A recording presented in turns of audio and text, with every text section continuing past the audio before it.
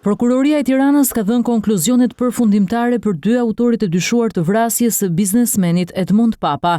Ngjarja e shënuar në muajin dhjetor 2022 në kryeqytet. Për Andrea Bodin, personin që dyshohet si ekzekutori 49 vjeçarit, organi akuzës kërkoi nga gjykata e Tiranës dënimin me 30 vite burg për veprën penale, vrasje me paramendim kryer në bashkëpunim, mbajtje pa leje të armëve. Ndërsa për Alban Velo, 30 vjeçarin që arrestua pak ditë pas ngjarjes, prokuroria kërkoi 25 vite.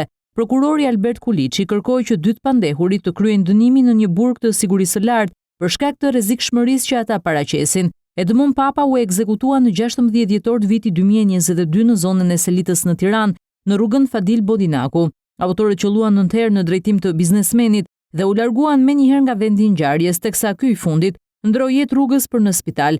Edmond Papa ishte me precedent në Greqi, dënuar për trafik droge, si dhe i skeduar më parë në Britani të Madhe. Viktima ishte pronari i hotelit Blue Sky në qytetin e Sarandës. Vrasja e Edmond Papës u zbardh pak javë pasi ishte ekzekutuar. Arsyeja që çoi në vrasjen e tij ishte hakmarrja.